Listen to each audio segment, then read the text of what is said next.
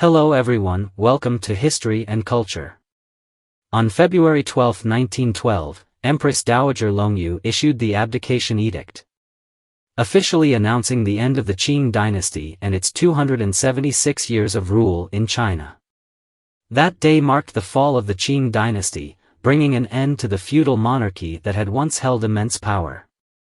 The collapse of the Qing dynasty meant the sudden disappearance of the power and wealth once enjoyed by the nobility and aristocracy.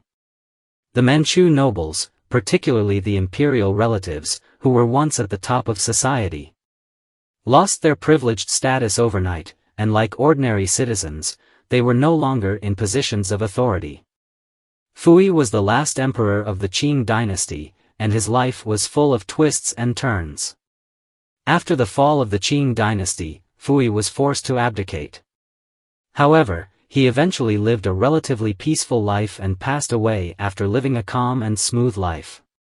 When Puyi abdicated, he had 7 sisters, who were known as the princesses of the Great Qing. These princesses were originally noble women of the Qing dynasty, enjoying royal privileges. But with the fall of the Qing dynasty, their identities and statuses changed drastically. The once noble imperial relatives suddenly became ordinary civilians. People couldn't help but wonder, after the fall of the Qing dynasty, what happened to the lives of these princesses, and what would their futures look like? To understand the lives of Puyi's 7 sisters, it is first important to know who Puyi's biological father was. Puyi, the last emperor of the Qing dynasty, was not the biological son of Emperor Guangxu. On November 14 and 15, 1908, both Emperor Guangxu and Empress Dowager Cixi passed away. At that time, the Manchu nobles, in an effort to stabilize the power of the court, pushed the 3-year-old Puyi to the throne. Because Puyi was too young, his father, Regent Prince Zaifeng, had to assist him in handling state affairs. Zaifeng had 2 consorts, who bore him 4 sons and 7 daughters. Puyi was the eldest son, and among his 7 sisters, the eldest 3 were his full sisters, while the other 4 were daughters of Zaifeng's secondary consort, Lady Dingjia. Since Puyi entered the palace at the age of 3, he never saw his sisters again and could only hear about them through his father. Meanwhile, his sisters continued to live at home. The princess of the Qing dynasty, Princess Yunying, 1908 to 1925. Among Puyi's sisters, Princess Yunhhe, whose name was Yunying, held a very prominent position and could be called the eldest princess of the Qing dynasty. She was born on August 9, 1908, the same year that Emperor Guangxu and Empress Dowager Cixi passed away, 3 years younger than Puyi. Born into a wealthy family, Yunying naturally lived a life of luxury. According to the Diary of Prince Yunxian and Zaifeng, her childhood nickname was Yuga. Yunying grew up in the Prince Chun's residence, where all her living conditions were arranged according to royal standards. When she was 3 years old, the Qing dynasty fell, but despite that, the royal family members continued to live in the palace. And they still received an annual income of 4 million taels of silver, maintaining their lavish lifestyle. Growing up in such an environment, Yunying received strict royal etiquette and cultural education. As she grew older, Yunying blossomed into a beautiful and intelligent young woman, a true beauty with both talent and looks. When she reached the appropriate age for marriage, Zaifeng and Puyi naturally began considering finding a suitable husband for her. At a banquet in the palace, Empress Wanrong's mother, Lady Yunxin, noticed Yunying, who was both beautiful and graceful. Lady Yunxin asked Empress Wanrong to help facilitate a marriage between Yunying and Wanrong's brother, Runliang, to strengthen the relationship between Wanrong's family and the Manchu royal family. The marriage was considered a good match, and Puyi immediately agreed. The Qing royal family organized a grand wedding for Yunying, attracting many spectators in the capital. However, not long after the wedding, Yunying tragically contracted acute appendicitis. At the time, medical conditions were not advanced, and while surgery with Western medicine would have had a high success rate, the decision was heavily influenced by feudal ideas, and Yunying's special status as a princess led her in-laws to reject Western medical treatment. Eventually, Yunying's condition worsened, and without timely medical intervention, she passed away at the young age of 17. Yunying died at the peak of her youth, in the prime of her life. Yet she was bound by feudal and outdated views, unable to enjoy the happiness and future she deserved. Her tragic fate is deeply sorrowful, and it is impossible not to feel sympathy for her. Princess Yunhe, 1911–2002. Princess Yunhe, born in 1911, lived during the final years of the Qing dynasty's collapse. Although the country underwent immense changes, she still enjoyed a relatively wealthy and respectable life from a young age.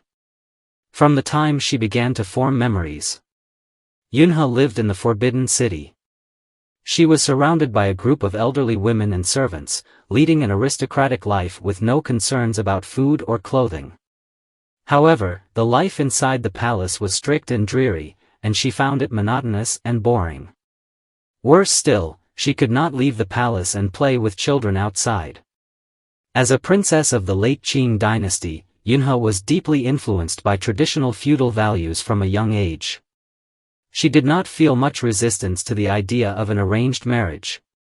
When she grew older, her brother Puyi began arranging her marriage and promised her to Zhen Guangyuan. So, who was Zhen Guangyuan? He was the grandson of Zheng Xiaoshu, a late Qing statesman whom Puyi greatly relied on. Zhen Guangyuan had graduated from the Department of Architecture at St. John's University in Shanghai and had studied abroad, having lived in the UK. He had embraced Western progressive ideas, advocating for free love and independent marriages. However, Yunhe was a typical feudal woman and did not understand these ideas. Although Zhen Guangyuan was reluctant to marry her through such an arranged marriage, his views began to change in 1932, after the establishment of Manchukuo. He realized that by marrying a princess from the Qing royal family, he could gain proximity to Puyi and receive high-ranking official positions with wealth and power. Ultimately, he agreed to the marriage. Yunhe and Zhen Guangyuan's marriage was not only a personal union but also had strong political implications. Fortunately, although their marriage was arranged, they began to understand and respect each other after their wedding, and their feelings gradually warmed. After marriage, Yunhe even followed her husband to live in the UK, where they led a relatively luxurious life. However, this happy period was short-lived. The fall of Manchukuo led to the loss of their former wealth and status. They had no choice but to flee, eventually finding themselves in the northeast of China, where they had to rely on begging to survive and endured numerous hardships. Eventually, they made their way to Beijing, where their lives slowly stabilized. Despite Yunhe's identity as the last princess of the Qing dynasty, the government did not persecute her. Zhen Guangyuan was also given a position and assigned to work as an engineer in the Beijing Post Office's infrastructure department, where he worked until his death in 1995. Yunhe had a deep love for children and a strong passion for reading. After some training, she became the head of a kindergarten. She also witnessed the publication of the book The Twilight of the Forbidden City, which chronicled the decline of the Qing royal family and the changes in history. Yunhe and Zhen Guangyuan had two daughters, the eldest, Zheng Yingkai, and the second, Zheng Shuang. Zheng Shuang later became a renowned Chinese artist and even taught at the Guangzhou Academy of Fine Arts. Although Yunhe and her husband fell from noble status to become ordinary workers, they enjoyed a peaceful and happy old age. They supported each other through many tranquil years. Yunhe lived to the age of 91 and passed away in 2002, becoming the longest living among her siblings. She witnessed the decline of the Qing dynasty and the rise of the Republic of China. Among Puyi's 7 sisters, her life was perhaps the most fulfilling. Princess Yunying, 1913–1992. Princess Yunying, the third princess, was born to the same mother as Puyi.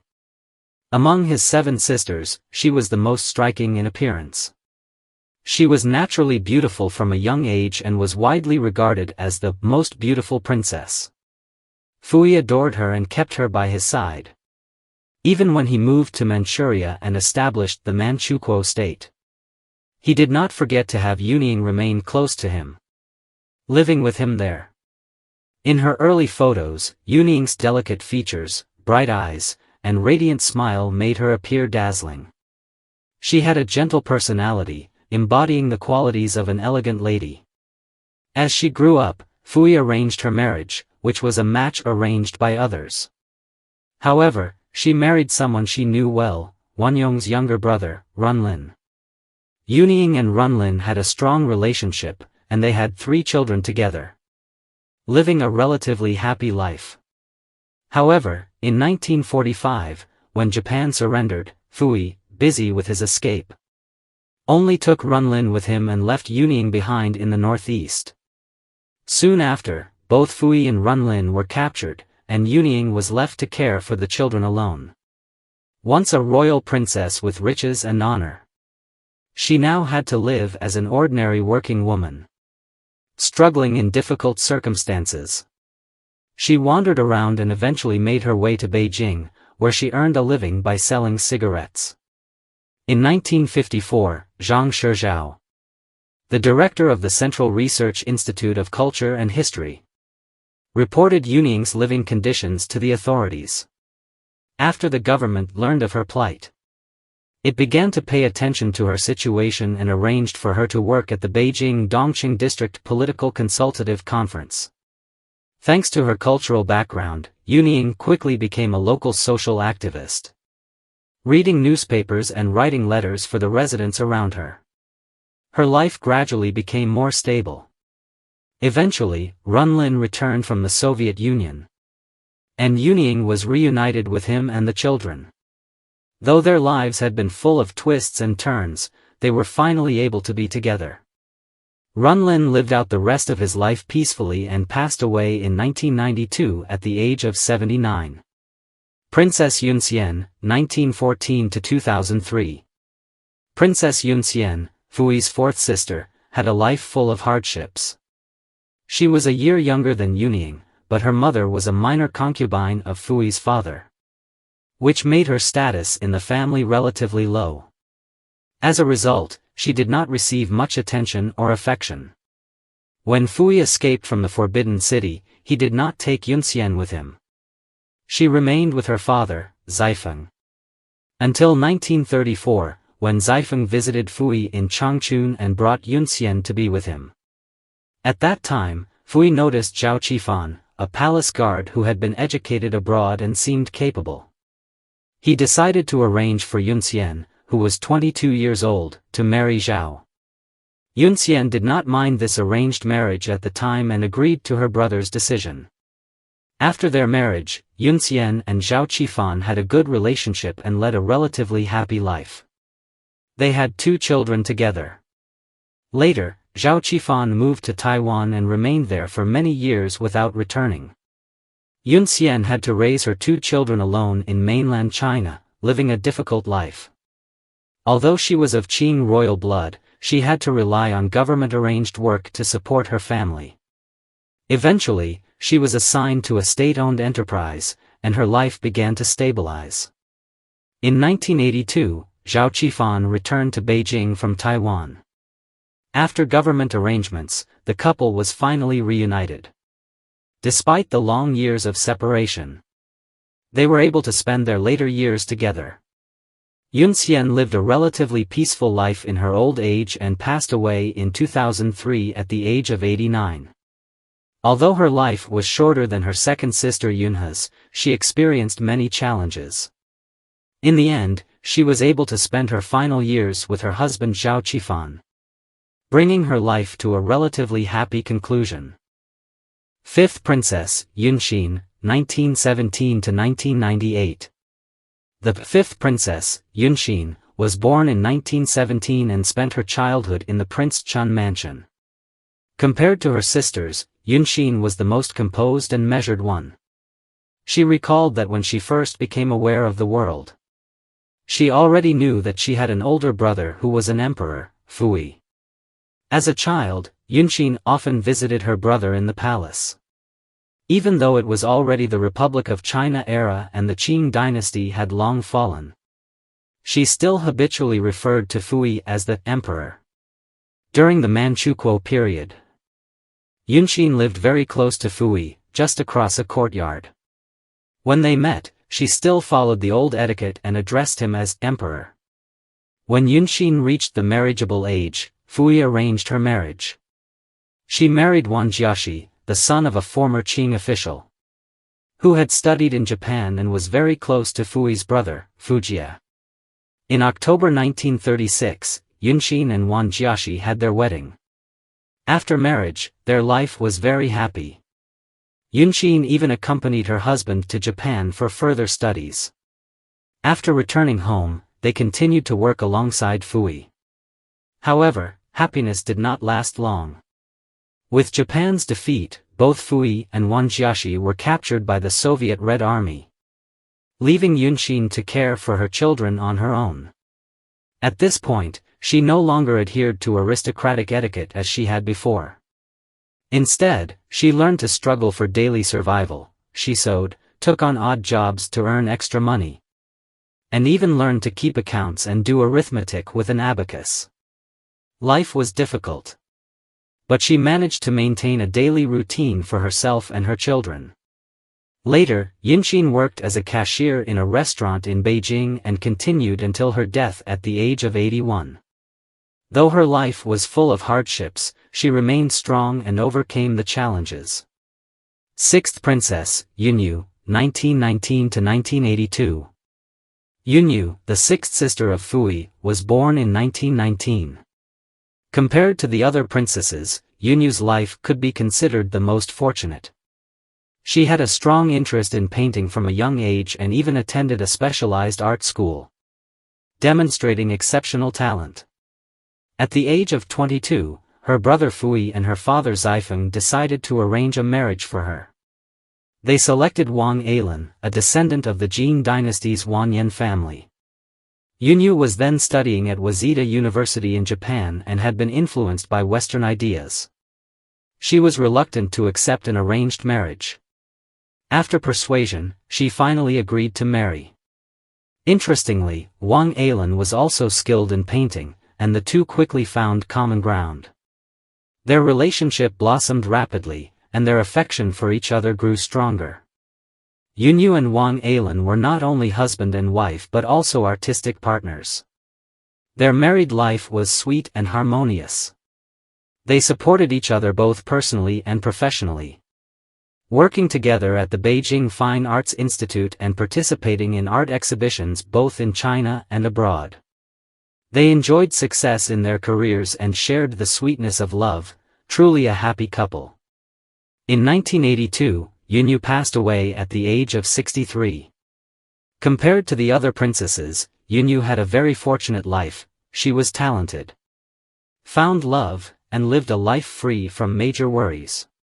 She could be considered the lucky princess.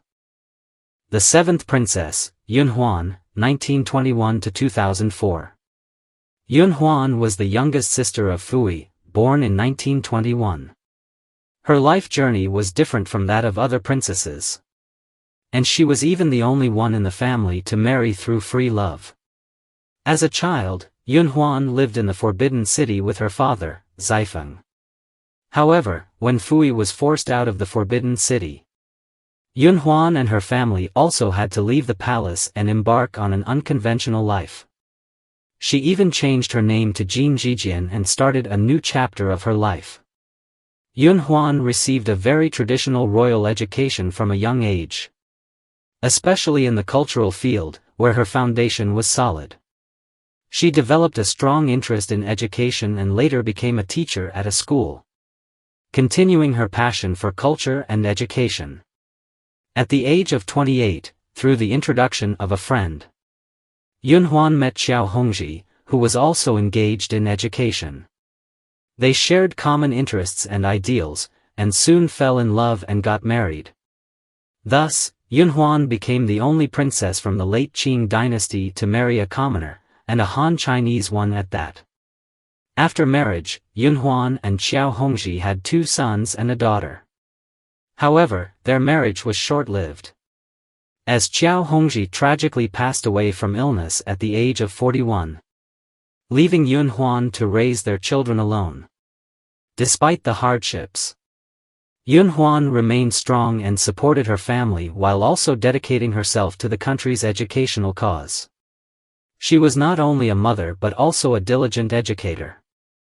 In 1950, Yunhuan became a primary school teacher. Thanks to her outstanding abilities, she gradually rose through the ranks. By 1957, she had become the head of teaching at Jingzhong Street Primary School. In 1975, she was transferred to Beijing No. 227 Middle School as Deputy Director of Education, continuing her work until her retirement in 1979. Yunhuan passed away in 2004 at the age of 83. Her death prompted hundreds of people to mourn her, expressing gratitude for her contributions to education, especially in the area of popularizing education and selflessly serving the common people. From a royal princess to an ordinary teacher, Yunhuan's life went through many twists and turns. Yet, she never gave up her love for education and became a role model to many. Although her life was not as glamorous as that of the palace, her contributions to society and to the future of children remain unforgettable. This is the History and Culture channel. Liking and subscribing are the greatest help and support to us. Thank you everyone and see you in the next time.